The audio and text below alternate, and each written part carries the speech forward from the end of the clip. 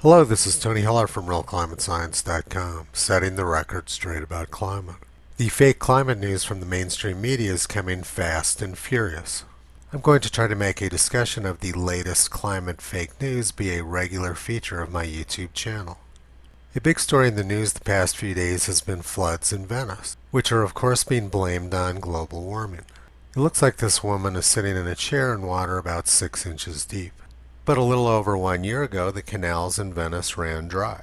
Venice's iconic canals have run dry after the region has suffered weeks without rain, leaving the world-famous gondolas stranded in mud. A combination of high atmospheric pressure in the upper Adriatic, cold weather, and low tides left the famous canals dry. Water levels have been reported to be up to 60 centimeters lower than normal levels. The retreating waters mean gondolas and water taxis have been unable to navigate the city's elegant canals. It's the second year in a row that Venice's canals have been left without water, despite being prone to heavy flooding several times a year. So several times a year, Venice experiences heavy flooding. And there's also times when the canals run dry. This is the normal weather patterns in Venice. In 1966, they had massive flooding in Venice and Florence during the Ice Age scare. Here's some newsreel footage of the 1966 flood.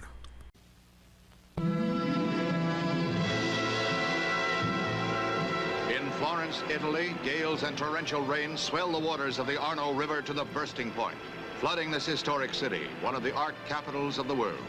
500,000 tons of rubble and mud are dumped by the raging waters.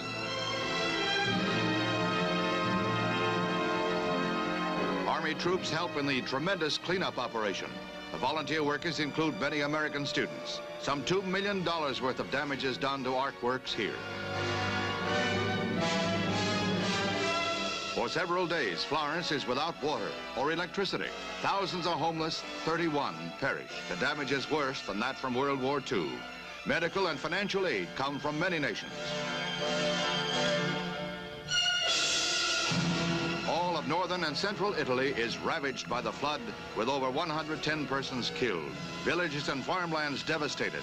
One of Italy's darkest hours.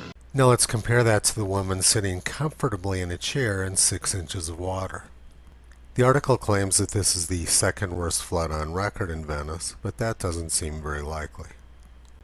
Here's a famous painting of the 1825 flood in Venice. And here's a side-by-side with the recent flood on the left and the 1825 flood on the right. Apparently floods in Venice are sometimes caused by global warming and other times caused by global cooling. Not to mention the fact that global warming sometimes causes the canals to flood and other times causes them to dry up. Looks like we're dealing with just one more case of fake climate news. Here's another great one from CBS News. Climate change could end mortgages as we know them. And here's an email I got earlier today.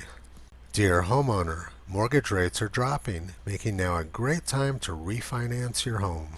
It doesn't sound like lenders are too worried about climate change. In 2008, Barack Obama said that he slowed the rise of the seas, and that must be true because they just bought a $15 million home on the beach in Massachusetts. Here's a classic from 2007. Snowdon will be snow-free in 13 years, scientists warn. When you see an article that says scientists say or scientists warn, you can be pretty sure that you're about to read a bunch of fake news. 18th of January 2007. Those who originally named the peak spoke as they probably found it, calling it Snowdon from the Saxon word for snow hill. But Snowdon may lose its snow cover within 13 years as a result of climate change, Welsh scientists say. 13 years is just about expired. We're only a few weeks away from the end of snow on Snowdon. Then it says, the warnings come 3 months after Scottish scientists warned that their country's ice-cap peaks would become a thing of the past. The Independent loves that term, a thing of the past. In the year 2000, they announced that snowfalls are now just a thing of the past. Well, here's the view today on Mount Snowdon. Look at all that ice and snow. It looks pretty cold up there. And here's the Snowdon webcam image from this morning. It looks pretty snowy for a place that's snow-free. And here's a webcam image from Scotland this morning from the ski area, the Lecht. Lots of snow in Scotland and Wales, and lots of failed predictions from climate scientists. Here's something which Alex Epstein brought to my attention today. If you search for Tony Heller YouTube on Google, this is what comes up. 3 videos from YouTube faker Melon Baker and none of my videos? Well, at least they have one of the podcasts I did with James Dellingpole. It's interesting how Google searches for me go to everyone but me. My last item is that I got a new pocket camera today because I drowned my old one a few months ago. Here's my first video from my new Canon SX740 camera. It was almost dark when I filmed it, but I'm going to let the Kestrel have the last word.